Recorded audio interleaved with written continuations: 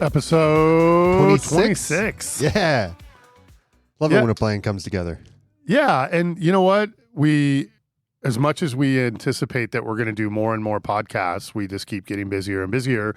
Yeah. Which makes it harder to do more and more podcasts. But episode 26 of 500 Cats, and something I learned in the last couple of weeks was how to help place podcasts in the right categories for the right kind of rankings.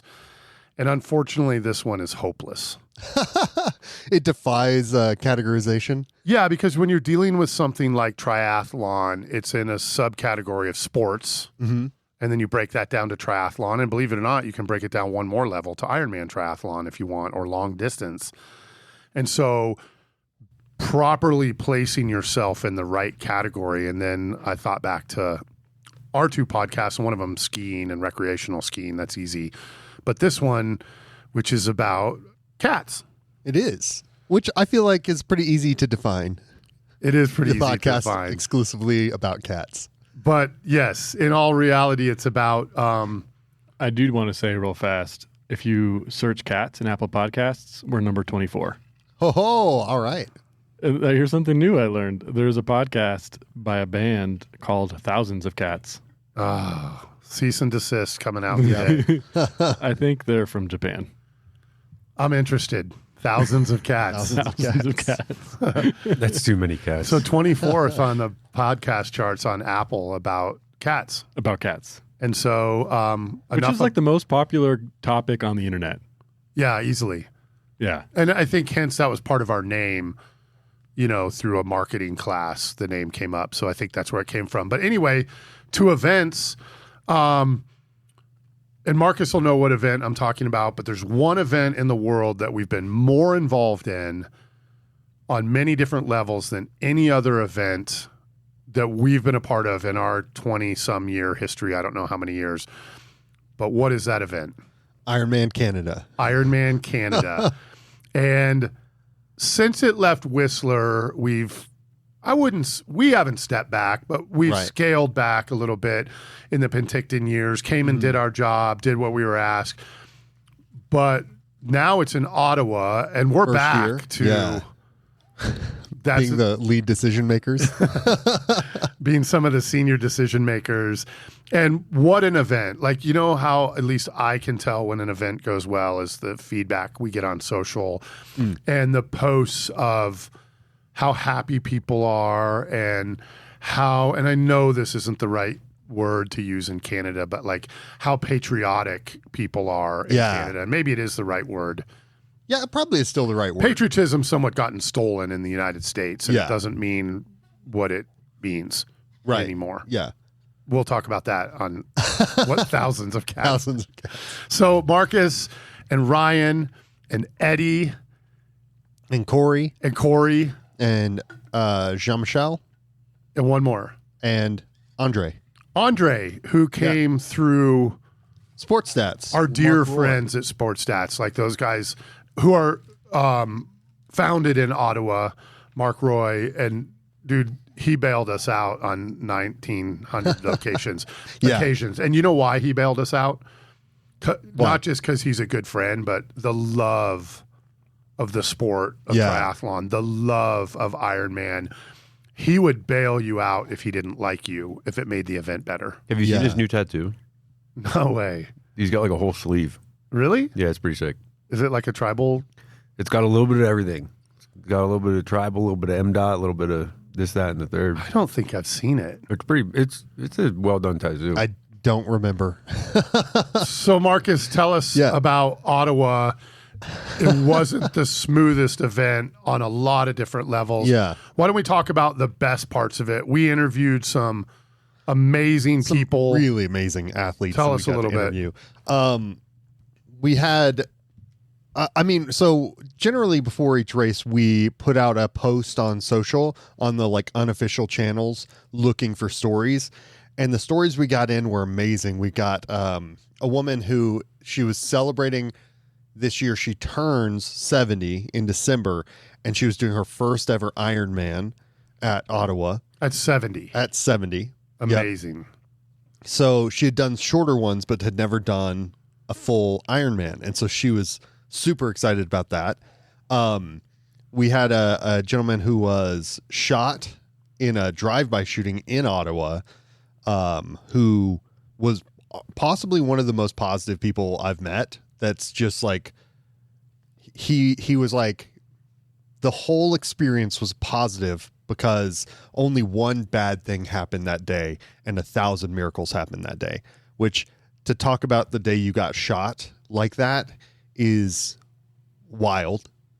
There's a woman who had to have extensive surgery, who was also riding a friend's bike who had passed away and kind of riding in his memory. We actually found out, like, after the event, she's good friends with Aaron Pendergraph. Yeah, and Not surprisingly. And I had a friend post her video. Like, she recorded the video at the welcome ceremony on her iPhone, recording the Jumbotron, and posted it. And a dear friend of mine was friends with her too. So small world. Yeah. Triathlon is a very big, small world. And Ironman triathlon is a very big subset of that small world. Definitely. It's like the podcasts. Like the podcasts that we learned a lot about. So anyway, just awesome athletes. We met even more athletes than that, of course. But the city of Ottawa was so cool. Like, it's a big city, but it doesn't feel huge. It feels like very walkable, very friendly. And it just had good vibes all around. Like, there's like almost like Pearl Street Mall in the middle of like downtown that you could go, and there's shops and there's food and there's people handing out flyers for the end of the world, all the good stuff that you get on Pearl Street Mall. The same thing happened in downtown Ottawa. Was really cool. So we pretty much walked down there and ate probably almost every night. We also got to work with the Algonquins of Pikwakanagan First Nation, which is it was really cool to be able to amplify the voices of the First Nation in Canada. That's not only a very important thing for Ironman and their initiatives, but also the city of Ottawa and the whole country of Canada, trying to bring more knowledge around the First Nation and everything. And it was really cool to be able to include them in the welcome ceremonies, flying their flag at the swim start and at the finish line, including it in the video, and including a member of the nation, Josh McPhee, was in our race day recap video as well. And he did the race. He did the race, yeah. Yeah, and one thing Marcus probably won't mention, oh, by the way, he pulled that name out without reading it off something. I know that caught me I off saw you guard. go He for your crushed phone. it. But he got it out before his phone unface locked his face. So well done. But one of the members of the First Nations sent a letter to like all the government officials and called Marcus out personally by name about how helpful he was. And that's what we love about Marcus. Like, you got beat down in Ottawa from just everything that didn't go well, but you kept it so positive that people were like, this guy's amazing. Well, and I do want to include our whole team on that, because literally everyone in Ottawa, we all got beat down. It was a tough week, and the whole team was a part of making sure that the First Nation was included, and I may have gotten called out by name, but it was definitely our whole team that had a hand in that. Except for Ryan High. Except for Ryan High, because he got beat down the hardest. Our poor guy, Ryan High, on Wednesday, I believe it was, I get a call that he's not feeling well, but he's going to go to the hospital. And I'm like, not feeling well, hospital. Okay. And then checked into the hospital, and then appendicitis. Yeah. And he had to wait for 2 days to get surgery for appendicitis. And then surgery, and he's going to step in here on the mic. And then surgery, like, I guess, not to be flippant about it, but how's the Canadian healthcare all in all? All right. Well, yeah. No insult intended against the Canadian healthcare system. They saved your life. They did, yeah, and they did a great job of the actual surgery and diagnostic process. However, I did have to wait. I believe it was a total of, let's see, I got to the hospital at about 1 p.m., right, when I had determined, like, yeah, this is 100% appendicitis. It hurts in the right place, and I've got all the symptoms. It was at 4:30 a.m. the next day that I first saw a doctor. Oof. And she did about a 90-second meeting with me and went, yep, that seems like appendicitis. And then total of 28 hours later, I was in an actual hospital room to get surgery.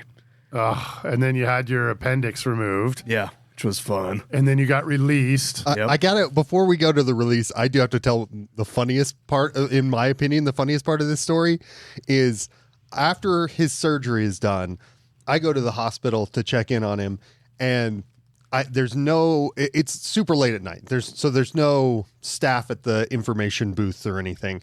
And so I'm walking around, I can't figure out where I'm going. It's not clear. Like, there's surgical stuff, but there's still no one there that I can talk to get information. So I finally find a phone that's like dial 0 for information. I call him like, hey, a coworker, he's just gotten out of surgery, so I'm just trying to see where I can wait for him to meet him, whatever it is. And she's like, hold on just a second. Here's Ryan. It's like, I'm sorry, what? And the next voice I hear is, hello? And it's Ryan. I was like, hey, man, how's it going? And he's like, good. Here's the kicker for this. That was, not joking, less than 3 minutes after I regained consciousness. I don't have my glasses on, so I'm blind. I'm in this dark room, and all of a sudden, like, hey, it's for you. Hey, Marcus, what's going on? I was like, any chance you know what room you're in? And he goes, it's like 713. I don't remember. And I was like, oh, this poor idiot. He's so drugged up. He's in 718 at the hotel. So he's crossing numbers. And then end up following him back to his room after he gets out of surgery. And he's in 7105. And I was like, how did you That was get pretty that close? I'm just saying I did a great job. But we had a whole cadre of people who got admitted at the same time and waited for over a day to see a doctor. Did they hook sitting you in up with like waiting pain rooms. pills while you waited? They did a Oh, couple of times. okay. But a lot of time it was just me toughing it out and Yeah. hoping that I saw a nurse. I do think that Marcus missed a great opportunity alone in the hospital. To do what? Can't So, discuss what happened. but then on top of it, so then he can't fly. Yeah. And he's in Ottawa. Thank God your dad was there and bailed us out and drove you to Chattanooga to his house. Yep. So thank you, Ken High. Yep. And then when the time that you could fly expired, back to Denver. Exactly. Yeah. So it's been a real odyssey. And I did put in a time entry a week later for travel for Ironman Canada and an expense, which felt very weird. But yeah, that was a saga and I'm still in pain. Yeah, but we're glad you're okay. And it worked out. Like, we have a good enough team, and I think Yeah. everybody knows, not that it's your fault, but everybody has a bad day, or everybody has a day that you get hurt or sick, or you can't do it, and then the rest of the team just steps up. All in all, the feedback I got from our client, which is Ironman, was that you guys aced it. So, but Never going back. the Ironman Canada era at BCC is on the fringe. So, and then another thing that I think we learned the hard way was, this is a true story. You can't ship anything to Canada, Yeah. period. True. That you can order it at B&H Video, and you can order it wherever you want, but it's not ever coming, and they're just going to tell you after the fact that it's not coming. Yeah. So we got bailed out by a place called AV Canada, and there was one other place, I can't remember the name, maybe you remember the name, that was in Ottawa, Light source or and they fulfilled like that. a gigantic order in like 24 hours. Yeah. And our migration to using all black extension cords was foiled because Man, we have so many orange cords now that it's not even funny. It's truly hideous. Yeah. and we wanted to switch to all black cords, and we ordered all black cords from a couple of our American suppliers, but shipping and receiving in Canada was, and I'll be honest, Pro Sound. Say it again. Fleet Pro Sound. Yeah, Fleet Pro Sound. We said, here's this giant list of stuff we need. This is tens of thousands of dollars worth of stuff. And they essentially. just responded, here's what we have, and you can pick it up. And then they ordered some things for us. And they even said, like, usually we need this stuff paid for up front, but why don't you guys just pay when you come in? And same with AV Canada. They didn't have everything we needed, but they made some of it. Like, they made the cables that we needed. And I assume the cables were great because I never heard back. Yeah, no, they work great. And so the event went smooth, but don't ever order anything to get shipped to Canada. The only stuff that went smooth is the stuff we shipped to Mark Roy. Yes. Of course. Also, don't get sick in Canada. That's my advice for you guys. Yeah, I mean, in all reality, for our company, don't get sick out of the Kaiser Permanente network. Dave, I'm going to need to borrow some money. So so anything else on Ironman Canada? The video was amazing. I hope it gets posted to the internet someday. It was amazing. And the young lady that sang the national anthem was one of the best renditions of Oh Canada I've ever heard. So her name was Juliana, and she is 10, and apparently she sings the anthem at a bunch of places. And yeah, her family are super excited, and they were all there, and she crushed it. It was the bilingual one, which I had never heard. So it's English and French. It's not, and it's just kind of mixed together. Oh my gosh, it was beautiful. And we included the entirety of the national anthem in the race day video. The post-race video, which looked awesome. You guys made Ottawa look awesome. And we went through, no exaggeration, maybe 20, 30 hours of you can fly a drone, you can't fly a drone, you can fly a drone, you can't. It's identical to the United States. Yeah. The people that are telling you about the rules don't know the rules. And there's like in the United States, there's the FAA are the only people that control drones. Anybody that says they control drones that is not part of the FAA literally is incorrect. Yeah. And we got all this bad information and all this stuff. But at the end of the day, if you follow the rules of, what is it called? Transport Canada? Yeah. And you fly a sub 250 gram drone, Yep. you can do whatever you want. Of course. Just like in the United States. Just like in the US. I literally got an email back from them. They were like, well, if it's a micro drone, just be courteous and make sure you have permission from the race organizers. Yeah, and that's basically how it is in the United States. If you reach out to the FAA and I'm flying a micro drone, they're like, just Why are you calling have me? fun. Yeah. Be safe. So, and the drone shots came out great. You guys did a great job. So kudos to, and our biggest, best lifelong event is easily Ironman Canada. We could talk about it a million times, that we cut our teeth in Penticton, learned how to produce events in Penticton, and then learned how to do it all over again in Whistler, and then back to Penticton, and now Ottawa. Yeah. And then I hear Montreal next year. No, I'm just kidding. All right, Ryan, thanks. Yeah, no problem. So while you guys were in Canada, we did the Littleton Criterium. We've never covered a criterium before. We used a lot of technology that we use, but we don't use a lot, like RF. And I think we smashed it. I thought it was awesome. It was the funnest event I've been a part. It was so exciting. The criterium, the announcers were amazing. Everybody in Littleton was watching it live on TV and watching it in front of their face. And so we pumped it into all the bars and restaurants in Littleton. And it was amazing. Like, I love cycling, so being involved in cycling, but we had never done a criterium, and there's things we could do better, but we had drones in the air for 5 hours straight. Yeah, it was pretty cool. That's awesome. It was so fast paced, which was just exciting that, like, we're used to this long haul endurance sport broadcast, but I mean, there's a start line and a finish line every hour and 15 minutes all day long, just like boom, go, stop, podiums all day. And everyone's just on bikes, and no one's on a bike and has a frown on their face. Nobody rides bikes has the frown on their face very often. It was just very often. It was just fun. And lots of drone flying. It's probably the most hours behind a drone in one sitting I've ever had, which was a blast. Yeah, and in the show, we ended up being there for like 10 hours, and the show lasted 5 hours. And it was fun. It's just fun. And how many people came by our tent and were curious about what we were doing and saw the multicam, and then People would stop and watch. It was pretty cool. and say thanks. Yeah, they're like, Which this is is cool. awesome. I enjoyed our setup. Like we could have hid ourselves in the van, which I think we kind of intended to do, but then we didn't. And it was kind of fun to just like be out and people walking by to go, to the porta potties and be like, oh, this is the drone people. Like, what are they doing? It was cool. And the AV company, what were they called? AV Colorado or something? They were amazing. Like usually AV people are super catty and, my cable only goes so far, bud. And they were like, what do you need? They checked in every few minutes. Is the audio good?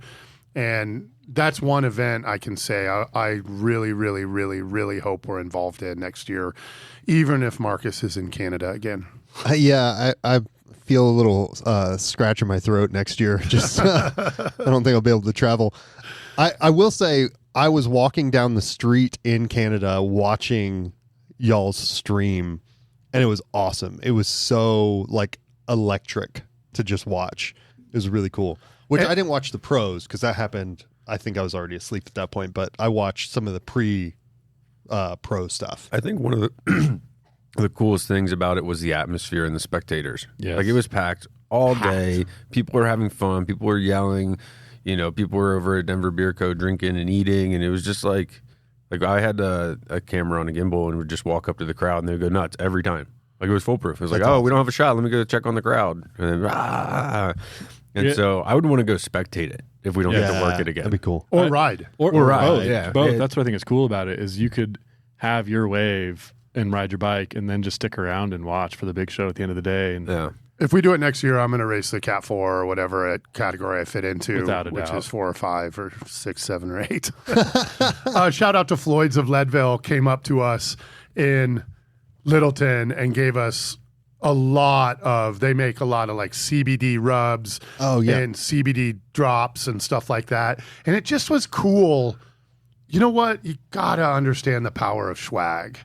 And they came up and said, how many of are you guys? And then everybody got like a bottle of the stuff, the gel that you put on. And just kudos. I love when companies are out there giving out their products. So I want to give them a shout out. And I would buy their stuff in a second. And if I was in Leadville the next weekend, as you guys were, we'll talk about in a second, I definitely would have went and said hey to them. And last thing, we broke out a new piece of equipment, a Roland V80 HD switcher, which we took it out of the box like the day before. We were like, oh, this thing's pretty straightforward. And sure enough, it was.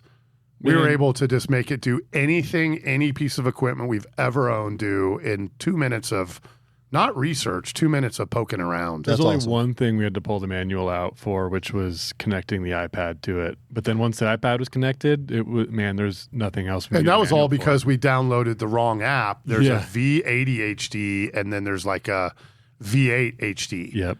And I downloaded the V8 HD and it doesn't work. If we had the right app, we would have not needed the manual. And how cool is that to have your mixer for your audio on the iPad so you can mix all the inputs on the iPad next to you and then have the video mixer in front of you to push the buttons to change what you're looking at.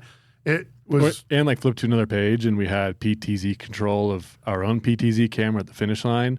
But they also gave us remote access to like the Littleton government PTZ cam on top of the Capitol building. And it was crazy. and that was cool that we could control and from an iPad. from an iPad. So kudos to the city of Littleton and thank you for hiring us. I hope you'll have us back next year.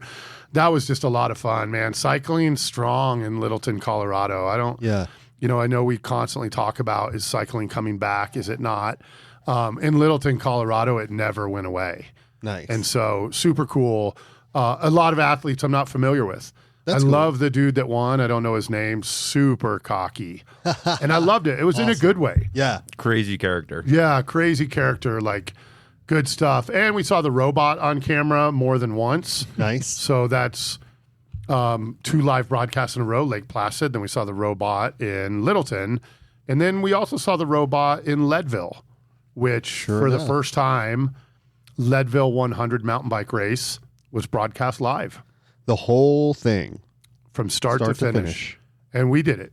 And that We was I think the coolest piece of feedback I've gotten from anybody and everybody that's given me feedback has been, I turned it on to see how you guys were doing and watched 6 hours.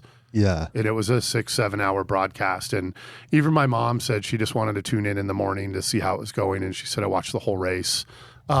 We cheated. We had a helicopter. That does help. And we have a helicopter pilot. His name is Stan. And a camera operator whose name is Zach, that probably know more about broadcasting and cycling than all of us put together. Yeah. But they're at our direction. And man, having a helicopter, we had athletes on screen. There was only maybe 30 seconds during the day where, and you guys probably heard me say, I got nothing. Yeah. And so we showed nothing. I mean, we showed It was a field commentator at an aid station with age groupers going by. Yeah. We didn't show nothing, but we Yeah. showed not relevant to Yeah. what was happening in the race. And all in all, the feedback was really positive. We'll talk about it again. Man, some of the YouTube comments are so unhinged Yeah. that it just is. And to jump back to Foco Fondo, we did a broadcast a few weeks earlier. We had the non-binary division. Yep. And I thought one of the neatest things and the best compliment we've ever been given was from our client who said, I heard there was some negative comments on the non-binary division, but they were gone before I could go look at them. And we were like, yeah, we got rid of those. And we're not making an editorial decision. They were mean-spirited. We are making an editorial decision, whatever you want to call it. They were mean-spirited. They didn't even follow YouTube's terms of service. Yeah. And so we whacked them. And there wasn't anything like that at Leadville, but some people just came on to just be like, this is terrible. Where's 27th place? Everybody wants to see 27th place. Nobody wants to watch a race without seeing 27th place. Yeah. And I won't use his name because I like him. But 27th place, I wish we could show him. Right. I love the dude, but you move a camera back to 27th place, you might as well send them to the Golden Borough Yeah, afterwards. they're done. They're done. Yeah. But it went 100%. well, and I'm super proud of you guys especially. So you guys were in Leadville. We rented 2 Airbnbs, and one of them was way nicer than anything you should ever give to us. So magical. It was the greatest thing ever. I just seen the pictures. I was like, wait, what? Yeah. What is this? That was way nicer than we It backed up to deserved, for 400 sure. acres of mountain biking. Yep. And then it turned into like kind of the place for all the athletes to come and get their interviews and headshots done. Yep. And so we got to do, and this is the part I really feel like I missed out on, is we got to do sit-down interviews with Keegan Swinson, Cam Jones, Kate Courtney, and Melissa Rollins. And they all seemed awesome. They were. Yeah, all of them were so cool.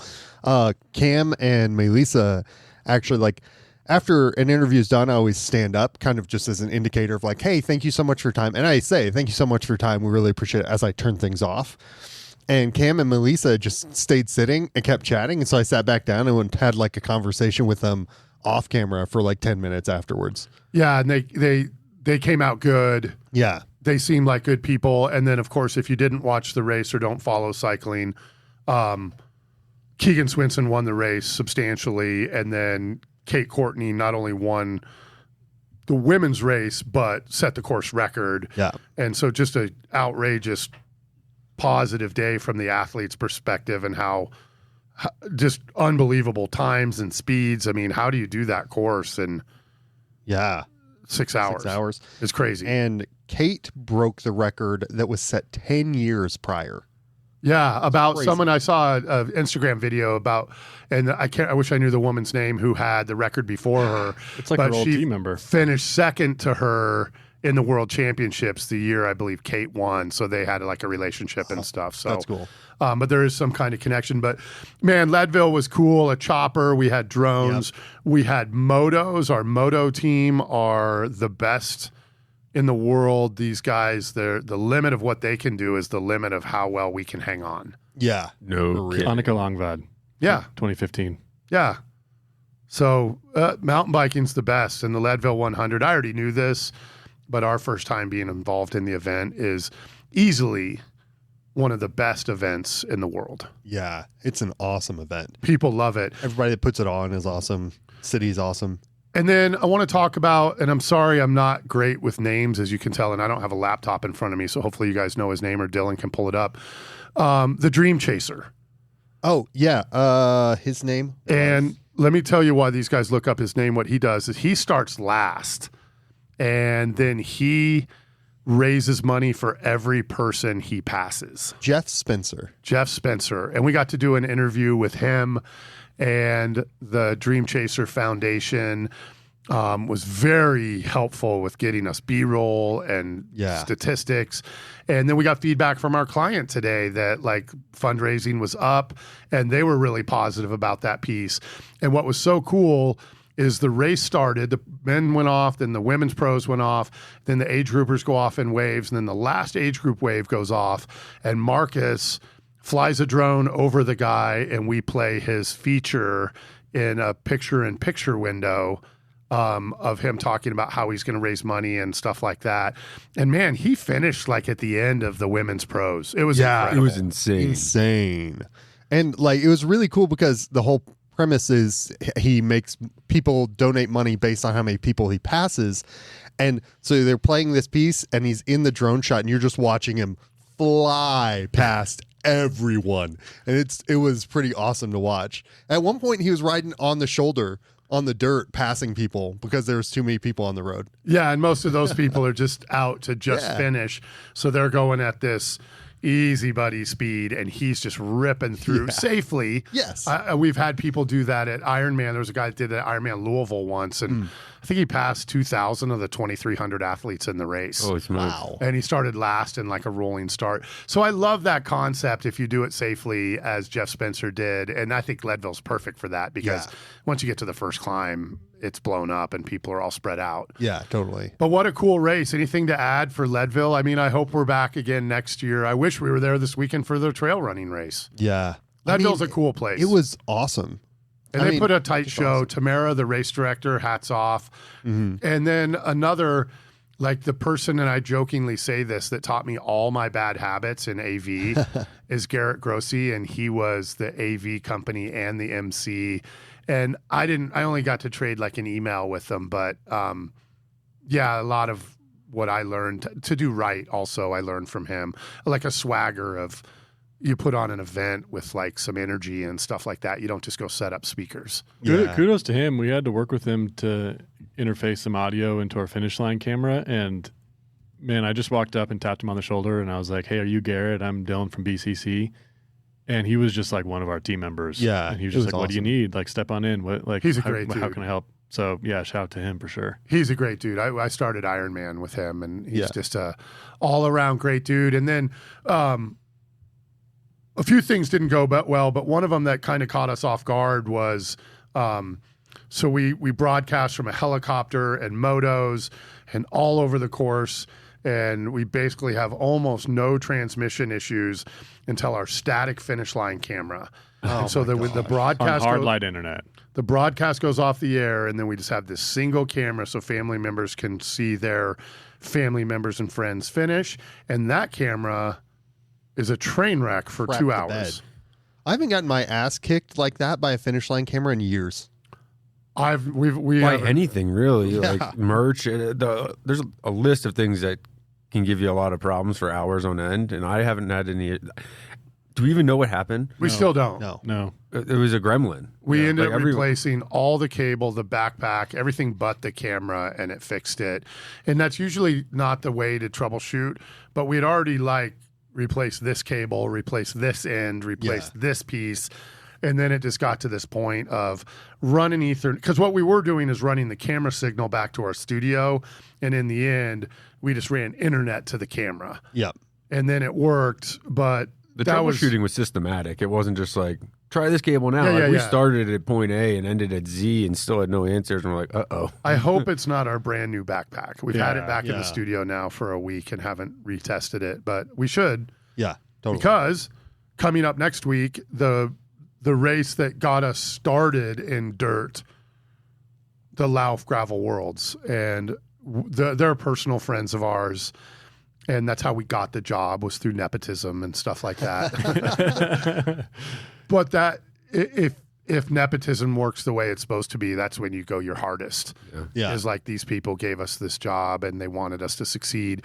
So that's next Saturday. Yes, next Saturday. Starts at 5:45 Central Time, so 4:45 Colorado time, 3:45 California time, I'm super excited. 6:45 Eastern It time. might be the race I'm most excited about for the entire calendar year, because it's finally full circle. Like, still, it was the first American broadcast of a gravel race ever, and it's still no one else does it other than us. So like, it's the first time we get to do one a second time.